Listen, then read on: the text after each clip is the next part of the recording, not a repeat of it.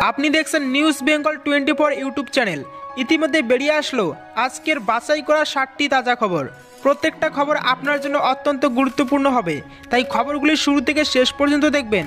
আপনার কাছে ছোট্ট একটা অনুরোধ, ভিডিওটি দিয়ে একটা লাইক করবেন, আর চ্যানেলে নতুন থাকলে অবশ্যই চ্যানেলটিকে সাবস্ক্রাইব করে পাশে আসা ঘন্টাটা চেপে দেবেন এই রকম লেটেস্ট ও ট্রেন্ডিং খবরগুলি সবার আগে পাওয়ার জন্য। শুরুতেই চোখ রাখবো প্রথম খবরের দিকে। কি পরিণতি হয় দেখবেন, বাঁচানোর লোক থাকবে না, বিজেপিকে হুঁশিয়ারি অভিষেকের। লোকসভা নির্বাচনের মুখে বেছে বেছে বিরোধীদের নিশানা করা হচ্ছে বলে অভিযোগ। সেই নিয়ে আবারও কেন্দ্রের নরেন্দ্র মোদী সরকার এবং বিজেপিকে নিশানা করলেন অভিষেক বন্দ্যোপাধ্যায়। অভিষেকের দাবি, মানুষের উপর আস্থা রাখতে পারছে না বিজেপি। বিজেপি ভীত, সন্ত্রস্ত, তারা ভয় পাচ্ছে বলেই এই ধরনের কাজকর্ম করছে। মঙ্গলবার সিঙ্গুরে সাংগঠনিক বৈঠকে যোগ দিতে যান অভিষেক বন্দ্যোপাধ্যায়। সেখান থেকে বিজেপি এবং কেন্দ্রকে নিশানা করেন অভিষেক। রাজ্যে জাতীয় তদন্তকারী সংস্থা এনআইএর সঙ্গে বিজেপির মধ্যে যোগ সাজশ রয়েছে বলে অভিযোগ করেছে তৃণমূল কংগ্রেস। সেই নিয়ে বেশ কিছু নথিপত্র তুলে ধরা হলেও নির্বাচন কমিশন সক্রিয়তা দেখাচ্ছে না বলে দাবি করা হয়েছে তাদের তরফে। লোকসভা নির্বাচনের আগে সিবিআই, ইডি, এনআইএর এবং আয়কর বিভাগকে দিয়ে বিরোধীদের হেনস্থা করা হচ্ছে বলে অভিযোগ বিরোধীদের। সেই সুরেই এদিন অভিষেক বন্দ্যোপাধ্যায় বলেন, বিজেপি ভীত, সন্ত্রস্ত, ভয় পাচ্ছে, ওরা মানুষের উপর আস্থা রাখতে পারছে না, ভয় পাচ্ছে বলেই এইসব কাজ করছে। গণতন্ত্রের উৎসব নির্বাচন, কিন্তু সেই নির্বাচনে গণতান্ত্রিক অধিকার যাতে কেউ প্রয়োগ করতে না পারে তার ব্যবস্থা করছে। বেছে বেছে রাজনৈতিক প্রতিপক্ষদের চিহ্নিত করে তাদের প্রার্থী, অঞ্চল সভাপতিদের হেনস্থা করা হচ্ছে। দিল্লির মুখ্যমন্ত্রী অরবিন্দ কেজরিওয়াল থেকে ঝাড়খণ্ডের মুখ্যমন্ত্রী হেমন্ত সোরেন, যারা বশ্যতা স্বীকার করেননি তাদের জেলে যেতে হয়েছে বলে এদিন অভিযোগ করেন অভিষেক বন্দ্যোপাধ্যায়। অভিষেকের দাবি, শারদায় নাম থাকা অসমের মুখ্যমন্ত্রী হিমন্ত বিশ্ব শর্মা বশ্যতা স্বীকার করেছেন বলে তাকে ইডি, সিবিআই ডাকে না। যারা বশ্যতা স্বীকার করেননি, মেরুদণ্ড বিক্রি করেননি, তাদের জেলে ঢোকানো হচ্ছে। যারা মানুষের অধিকারকে গুরুত্ব না দিয়ে নিজেদের সর্বেসর্বা মনে করছেন দেশের মানুষ তাদের বিচার করবেন, এটা এক নায়কতন্ত্রের মানুষের জবাব দেবেন। আসন্ন লোকসভা নির্বাচনে ইতিমধ্যে বিজেপি নেতৃত্বাধীন এনডিএকে 400 আসনে লক্ষ্যমাত্রা দিয়েছেন নরেন্দ্র মোদী এবং বিধানসভা নির্বাচনেও বিজেপি 200 আসনের লক্ষ্য নিয়েছিল। আগামী 4 জুন ভোট বাক্স খোলা হলে তার চেয়েও খারাপ ফল হবে বলে মন্তব্য করেন অভিষেক বন্দ্যোপাধ্যায়। ফের সংখ্যালঘুদের বার্তা শুভেন্দুর, শুধু হিন্দু ভোটে হবে না, উপলব্ধি বিজেপির। পশ্চিমবঙ্গ তথা দেশ জুড়ে সংখ্যালঘুদের ভোট পায় না বিজেপি, এমনটাই মনে করে রাজনৈতিক মহল। যদিও জায়গা বিশেষে স্থানীয় রাজনৈতিক কারণে কিছু ব্যতিক্রমী ছবি কোথাও কোথাও দেখা যায়, সেখানে সংখ্যালঘু সম্প্রদায়ের সামান্য সমর্থন বিজেপির দিকে আসে বলে রাজনৈতিক মহলের একাংশের দাবি। যদিও বিজেপি ইদানিং সংখ্যালঘুদের এই বার্তা দিতে চাইছে যে কেন্দ্রীয় সরকার উন্নয়নের ক্ষেত্রে ধর্ম, বর্ণ, জাত দেখে না। প্রধানমন্ত্রী নরেন্দ্র মোদী সবকা সাথ সবকা বিকাশ নীতিতেই চলেন বলে বিজেপি নেতাদের দাবি। এই পরিস্থিতিতে মঙ্গলবার তমলুক লোকসভা কেন্দ্রের অন্তর্গত নন্দীগ্রাম বিধানসভা কেন্দ্রে জনসভায় শুভেন্দু অধিকারী ফের সংখ্যালঘু সমাজকে কাছে টানার বার্তা দিলেন। এর যে যথেষ্ট রাজনৈতিক তাৎপর্য আছে সেটা সকলেই বুঝতে পারছেন, কারণ নন্দীগ্রাম বিধানসভা কেন্দ্রে ৭৫,০০০-এর মতো সংখ্যালঘু ভোট রয়েছে। তার কিছুটা অংশ যদি বিজেপি প্রার্থী অভিজিৎ গঙ্গোপাধ্যায়ের দিকে আনা যায় তবে তার জয় সহজ হবে। সেই লক্ষ্যেই নন্দীগ্রামের জনসভায় শুভেন্দুকে বলতে শোনা গিয়েছে, কোনো সম্প্রদায়ের বিরুদ্ধে বিজেপি নয়, লড়াইটা শুধু দুর্নীতির বিরুদ্ধে। আমরা সংখ্যালঘু, সংখ্যাগুরু সবাইকেই রাম রাজ্যের স্বপ্ন দেখাই। রাম রাজ্য মানে প্রত্যেকের মাথায় ছাদ, হাতে কাজ, পেটে ভাত, এটাই হলো আসল রাম রাজ্য। সেখানে সুশাসন থাকবে। আর তাৎপর্যপূর্ণ হবে, এদিনের সবাই একাধিক সংখ্যালঘুকে মঞ্চে শুভেন্দুর পাশে দেখা গিয়েছে। ঘটনা হলো, বিজেপি বুঝে গিয়েছে পশ্চিমবঙ্গের মতো রাজ্য যেখানে 30% সংখ্যালঘু ভোট রয়েছে, সেখানে শুধুমাত্র হিন্দু ভোটের উপর ভিত্তি করে সব আসনে লড়াই দেওয়া যাবে না। পূর্ব মেদিনীপুরের তমলুক ও কাতি লোকসভা কেন্দ্রের নির্বাচন শুভেন্দুর কাছে প্রেস্টিজ ফাইট। এই দুটি আসনে বিজেপিকে জেতাতে না পারলে শুভেন্দু রাজনৈতিক ক্যারিয়ার যথেষ্ট ক্ষতিগ্রস্ত হবে। প্রশ্ন উঠে যাবে তার নেতৃত্ব নিয়ে। তাই সব দিক ভেবেচিন্তেই শুভেন্দু প্রত্যেকটি কথা জনসভায় বলছেন বলে রাজনীতির কারবারিরা নিশ্চিত। প্রাক্তন বিচারপতি অভিজিৎ গঙ্গোপাধ্যায়কে জেতানোর মূল দায়িত্ব নিজের কাছে তুলে নিয়েছেন শুভেন্দু, তাই কোনো দিকেই তিনি ফাঁক রাখতে চাইছে না। তবে এই প্রথম নয়, এর আগেও শুভেন্দু বহুবার সংখ্যালঘু সমাজকে বিশেষ বার্তা দিয়ে বিজেপির দিকে আসার আহ্বান জানিয়েছেন। তাতে কতটা কাজ হবে সেটা পরের কথা, তবে শুভেন্দু যে এমন চেষ্টা করে যাবেন সেটা ফের স্পষ্ট হয়ে গেল নন্দীগ্রামের এই সভা থেকে। ডিসেম্বরের মধ্যে এই সরকার ভেঙে যাবে, ডেডলাইন দিলেন অভিজিৎ। প্রচার সভায় বক্তব্য রাখছিলেন তমলুকের বিজেপি প্রার্থী অবসরপ্রাপ্ত বিচারপতি অভিজিৎ গঙ্গোপাধ্যায়।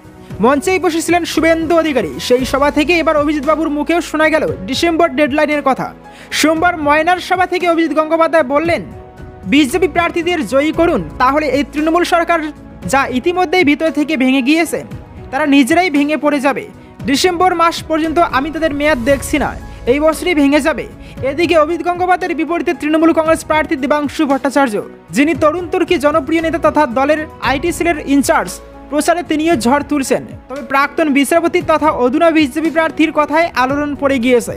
যদিও ডিসেম্বর ডেডলাইন মিস হলে পরের সম্ভাব্য ডেডলাইনও জানিয়ে দিলেন তমলুকের বিজেপি প্রার্থী। ডিসেম্বরের মধ্যে এই সরকার ভেঙে যাবে, ডেডলাইন অভিজিৎ গঙ্গোপাধ্যায়ের। এদিন ময়নায় দলীয় সভায় অভিজিৎ গঙ্গোপাধ্যায় বলেন, এই বছরই ভেঙে যাবে। যদি তা না মেলে 1.5 বছর পর 2026 সাল তো আসেই, এদের গুড়িয়ে দিতে হবে। এই দুর্বৃত্তদের আর একদিনও ক্ষমতায় রাখা যাবে না, এরা পশ্চিমবঙ্গকে শেষ করেছে। অনুপ্রবেশকারীরাই তার ভোট ব্যাংক, ভূপতিনগর বিস্ফোরণ নিয়ে মমতাকে নিশানা, অমিত শাহ আশ্বস্ত করলেন সিএ নিয়ে। 2024-এর লোকসভা ভোটের প্রচারে 10ই এপ্রিল বালুরঘাটে তার প্রথম সভা করলেন অমিত শাহ। সেই সভা থেকে তিনি প্রত্যাশা মতো মমতা বন্দ্যোপাধ্যায়কে নিশানা করেন। কেন্দ্রীয় স্বরাষ্ট্রমন্ত্রী বলেন, অনুপ্রবেশকারীরাই মমতা বন্দ্যোপাধ্যায়ের ভোট ব্যাংক। অমিত শাহ বলেন, সিএ নিয়ে মানুষকে বিভ্রান্ত করেছেন মমতা বন্দ্যোপাধ্যায় ও তৃণমূল কংগ্রেস। তিনি বলেন, ভয়মুক্ত হয়ে শরণার্থীরা নাগরিকত্বের জন্য আবেদন করুন। তিনি বলেন, এটা নরেন্দ্র মোদীর তৈরি করা আইন, কেউ বদলাতে পারবে না। অমিত শাহ বলেন, সারা দেশে বিজেপির 370 পেতে গেলে বাংলা থেকে অন্তত 30টা আসন চাই। অমিত শাহ এদিন বালুরঘাটের সভা থেকে সোনার বাংলা গড়ার ডাক দেন। তিনি আয়ুষ্মান ভারত প্রকল্প রাজ্যে চালু না করা নিয়ে মমতা সরকারের সমালোচনা করেন। এদিন বালুরঘাট লোকসভা কেন্দ্রের সুকান্ত মজুমদারের সমর্থনে দক্ষিণ দিনাজপুরের বুনিয়াদপুরে প্রচারে গিয়ে অমিত শাহ সন্দেশখালী নিয়ে মুখ্যমন্ত্রী মমতা বন্দ্যোপাধ্যায়কে নিশানা করেন। তিনি বলেন, তুষ্টিকরণের কারণে সেখানকার অভিযুক্তদের বাঁচানো হচ্ছে।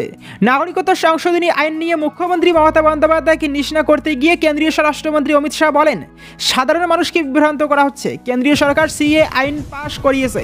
মমতা দিদি বলছেন, কেউ যদি সিএর জন্য আবেদন করেন তাহলে তিনি নাগরিকত্ব হারাবেন। এ ব্যাপারে তিনি আশ্বস্ত করে বলেন, শরণার্থীরা সিএর অধীনে নাগরিকত্ব নিয়ে আবেদন করুন, কারো কোনো সমস্যা হবে না বলেও তিনি আশ্বাস দেন।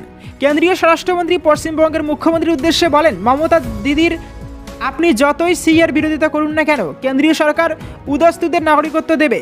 তৃণমূল সুপ্রিমোকে আক্রমণ করে অমিত শাহ বলেন, শক্ত ভার গড়তে গেলে শক্ত বাংলা গড়তে হবে, কিন্তু সবাই জানেন বাংলায় অনুপ্রবেশের মাত্রা কতটা।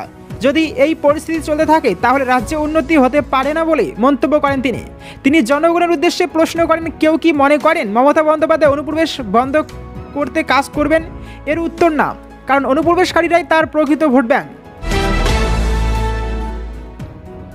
হাইকোর্টে ধাক্কা, ইডির গ্রেপ্তারির বিরোধিতায় এবার সুপ্রিম কোর্টের কেজরি। ইডির গ্রেপ্তারির বিরোধিতায় হাইকোর্টে ধাক্কা খাওয়ার পর এবার সুপ্রিম কোর্টে দ্বারস্থ দিল্লির মুখ্যমন্ত্রী অরবিন্দ কেজরিওয়াল। মঙ্গলবার তার আবেদন খারিজ করার পাশাপাশি উচ্চ আদালতের তরফে 15ই এপ্রিল পর্যন্ত জেল হেফাজতের নির্দেশ দেওয়া হয়েছিল। হাইকোর্টের সেই নির্দেশকে চ্যালেঞ্জ করেই এবার শীর্ষ আদালত দ্বারস্থ হলেন তিনি। জানা যাচ্ছে, আবগারি দুর্নীতি মামলায় ইডির গ্রেপ্তারির বিরোধিতা করে বুধবার সকাল 10টা নাগাদ শীর্ষ আদালতে মামলাটি পেশ করেন অরবিন্দ কেজরিওয়ালের আইনজীবীরা এবং জরুরি ভিত্তিতে শুনানির আর্জি জানান। এদিকে আপের তরফে বলা হয়েছে, কেজরিওয়াল ও আপকে ধ্বংস করে দিতে ভয়ঙ্কর রাজনৈতিক ষড়যন্ত্র করা হয়েছে। কেজরিওয়াল যে শীর্ষ আদালত দ্বারস্থ হতে চলেছেন সেই আভাস মঙ্গলবার দিয়েছিলেন আপ নেতা সৌরভ ভারদাস। সাংবাদিক সম্মেলনে তিনি জানান, আশা করছি রাজ্যসভার সাংসদ সঞ্জয় সিংয়ের মতোই দেশের শীর্ষ আদালত স্বস্তি দেবেন কেজরিওয়ালকে।